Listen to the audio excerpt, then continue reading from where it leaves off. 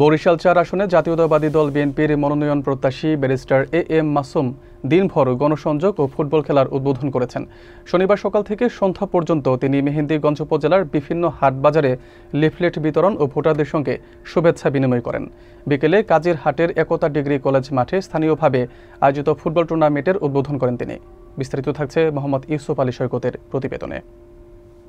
বরিশাল ৪ আসনে বিএনপির সম্ভাব্য প্রার্থী ব্যারিস্টার এ.এম. মাসুম শনিবার মেহেন্দিগঞ্জের উত্তম উলানিয়া, দক্ষিণ উলানিয়া, কাজিরহাট ও ধোলখোলা ইউনিয়নের বিভিন্ন এলাকায় দিনব্যাপী গণসংযোগ করেন। সকাল থেকে সন্ধ্যা পর্যন্ত শতাধিক নেতাকর্মীকে সঙ্গে নিয়ে তিনি লিফলেট বিতরণ ও স্থানীয়দের সঙ্গে মতবিনিময় করেন। জনগণের দোয়া ও সমর্থন কামনা করে তিনি জানান, তার লক্ষ্য জাতীয়তাবাদী দল বিএনপির ভারপ্রাপ্ত চেয়ারম্যান তারেক রহমানের ৩১ দফা বাস্তবায়ন করা। বিকেলে কাজিরহাট থানার একতা ডিগ্রি কলেজ মাঠ এলাকার ঐতিহ্যবাহী ফুটবল টুর্নামেন্টের উদ্বোধন করেন তিনি, যা স্থানীয়দের মাঝে ব্যাপক উৎসাহ উদ্দীপনা সৃষ্টি করে। স্থানীয়রা জানান, ব্যারিস্টার মাসুম দীর্ঘদিন ধরে সামাজিক ও মানবিক সেবামূলক কাজে যুক্ত রয়েছেন এবং অসহায় মানুষের পাশে থেকে বিভিন্ন সহায়তা প্রদান করেছেন। তিনি আইন ও পুঁজিবাজার বিষয়েও সক্রিয় ভূমিকা রেখে আসছেন।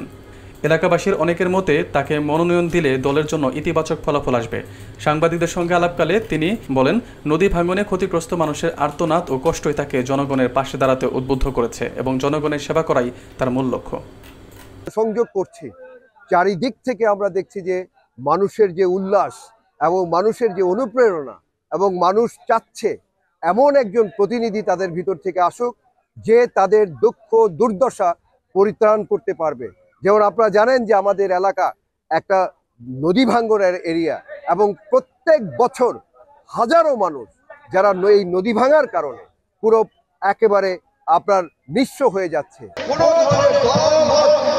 আমরা সকলের আমরা কখনোই কোনো ব্যবহার কেউ করতে পারি ভবিষ্যতে। তো আমরা এই খেলাকে নিয়ে কখনোই যেন কোনো ধরনের মনোমালিন্য, কোনো ধরনের নিজেদের মাঝে কোনো ধরনের ব্যবহার যেন না হয় সেই দিকে খেয়াল রাখবো। এবং আমরা এই খেলার ব্যাপারে ছোটখাটো আর্জিনি থাকবে, কিন্তু কখনোই কারো ব্যাপারে কারণ আমাদের মাঝে যেই যিনি খেলবে এখানে সবার মাথায় রাখতে হবে যে এটা ভ্রাতৃত্ব, আমরা সকলেই এক, আমাদের মধ্যে কোনো ডিফারেন্স নেই। তো আমি আর দীর্ঘায়িত করবো না, স্পেশালি কাজিরহাটবাসী, স্পেশালি যে কমিটি আজকে যারা এই খেলা এই যে 23টা ইউনিয়নের জন্য অর্গানাইজ করতে পেরেছে এবং এই যে তারা এত প্রেশার উপেক্ষা করে আপনাদের জন্য এই খেলার আয়োজন করেছে, তাদের জন্য কি একটা বড় করতালি হবে?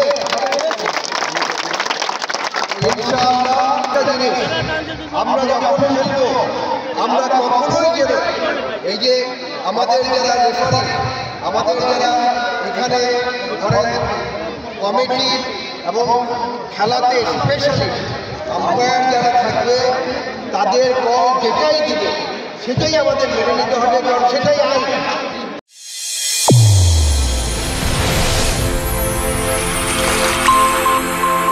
চ্যানেল A1 হৃদয়ের স্পন্দন।